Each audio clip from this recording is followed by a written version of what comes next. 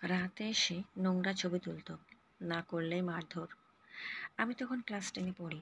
প্রথম সাময়িক পরীক্ষা দেবার পর আমরা স্কুল থেকে এক জায়গায় পিকনিকে যাই। আমার চাচাতো ভাই আপন্না আমার সাথেই পড়তো, আমার সাথে এসেও গিয়েছিল।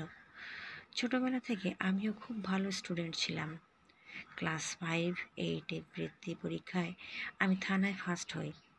8-এ রেজাল্টের পর আমার শখে আমাকে আমার মা একটা মোবাইল গিফট করে। ঘটনাটা 8 বছর আগের।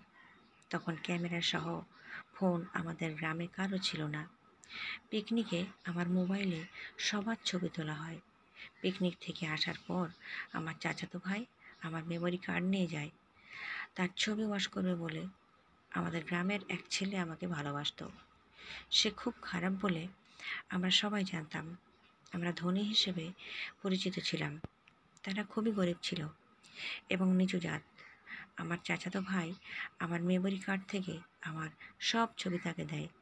যখন জানতে পারি তখন তার কাছ থেকে ছবি উদ্ধার করার জন্যে আমি তার সাথে কথা বলি। এভাবে কথা বলতে বলতে অভ্যাস হয়ে যায়। সে বিভিন্নভাবে আমাকে তার উপর দুর্বল করে ফেলে। আমরা সম্পর্কে জড়িয়ে যাই। সে আমাকে বলতো আমার পরিবারকে রাজি সে করাবেই, যেভাবেই হোক। বয়সের দোষে সব বিশ্বাস করেছিলাম।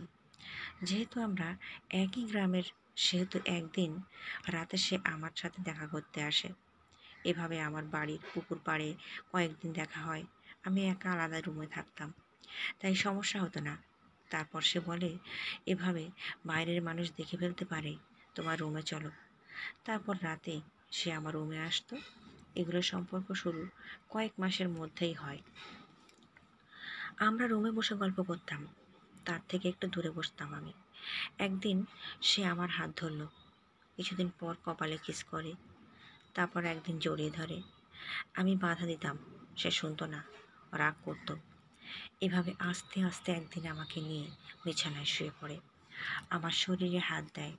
এখন ভাবলে অবাক লাগে, আমি কেন তখন সব বুঝিনি। কিন্তু এই পর্যন্ত অনেক দিন চলে। আমি কোনোভাবেই শারীরিক সম্পর্ক করতে দিতাম না। সে চাইতো। একদিন সে জোর করে আমার সতীত্ব নষ্ট করে ফেলে। খুব কেঁদেছিলাম, চিৎকার করতে পারিনি সম্মানের কথা ভেবে। কাউকে কিছু বলতেও পারিনি, মানতেও পারিনি। বাচ্চা হওয়ার ভয় লাগছিল। পরদিন আমি মোবাইল অফ করে রেখেছিলাম। পরে সে বাচ্চা নষ্ট করার ওষুধ এনে দেবে বলে মেসেজ দেয়। পরদিন ওষুধ দিতে আবার আমার রুমে আসে, আমার কাছে ক্ষমা চায়। মানসিক অবস্থা ভালো ছিল না। ভুল করে আমি তাকে ক্ষমা করলাম বিয়ের কথা ভেবে। অনেক দিন সে শুধু আমার রুমে আসে, কিন্তু কিছু করে না। আবার বিশ্বাস তৈরি করে। তারপর আবারও একদিন আমাকে উল্টোপাল্টা বোঝায়, শারীরিক সম্পর্ক করে। তারপর থেকে খারাপ ব্যবহার শুরু হয়।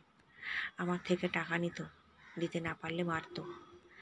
আমি সহ্য করতে একদিন না পেরে সিদ্ধান্ত নিলাম, আর না, জীবনে যা হবার হয়েছে। এমন মানুষের সাথে বিয়ে হলে বাঁচতে পারবো না। আমি তাই তার সাথে ব্রেকআপ করলাম। আমার এসএসসি পরীক্ষা চলছিল তখন। তারপর দিন আমার এসএসসি রসায়ন পরীক্ষা ছিল। আসল রূপ বেরিয়ে আসলো সেদিন।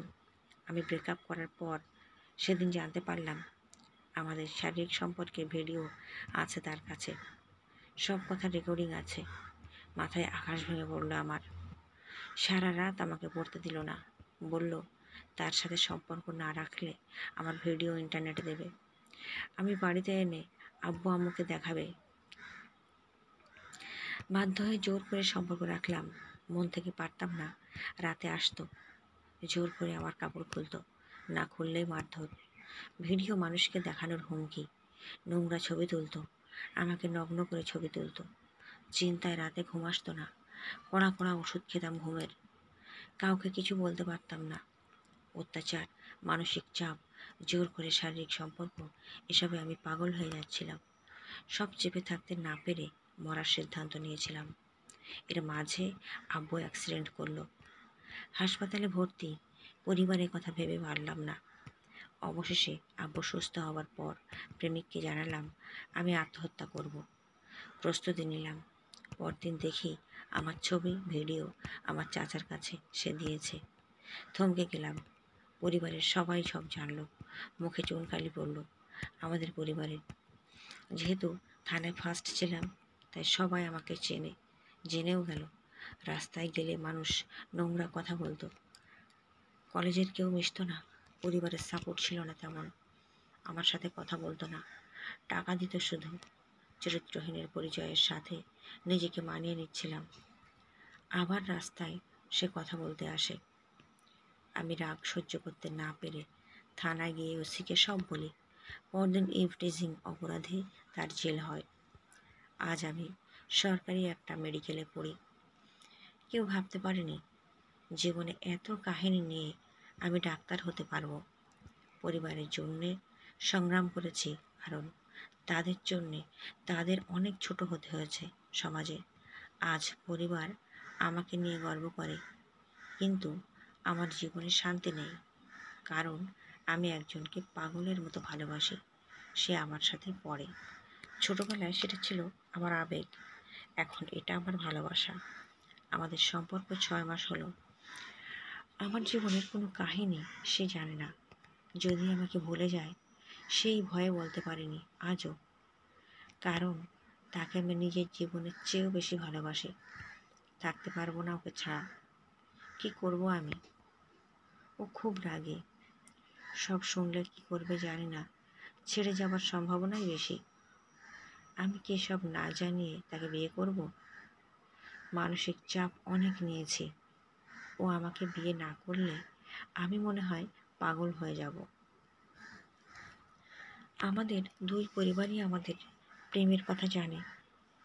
তারা বাধা দেয় না, কারণ আমরা দুজনেই ভবিষ্যৎ ডাক্তার। দুজনেই দুজনের যোগ্য। আমার আম্মু ওকে খুবই পছন্দ করে। বলে রাখি, ওর মায়ের প্রথম স্বামী মারা যাওয়ার পর ওর আব্বুর সাথে বিয়ে হয়। তবে ওর আব্বুর সেটা প্রথম বিয়ে। মাঝে মাঝে ভাবি, ওর আব্বু যদি একজন বিবাহিত মেয়েকে বিয়ে করতে পারে, সে কি আমার মতো মেয়েকে বিয়ে করবে না? এখন সব জানার পর সে আমাকে ছেড়ে গেলে আমি পরিবারের কাছে অপমানিত হব। থাকতেও পারবো না ওকে ছাড়া। ও আমার সব কিছু। একাকী জীবনে হঠাৎ পূর্ণতা, তাই ছাড়তে পারবো না ওকে। কিন্তু কি করা উচিত আমার? কি অপেক্ষা করছে আমার জীবনে? ভালোভাবে বাঁচার মতো সমাধান দিন আপনারাই। ভিডিওটি ভালো লাগলে ভিডিওতে একটি লাইক দিন আর চ্যানেলটিকে সাবস্ক্রাইব করতে ভুলবেন না।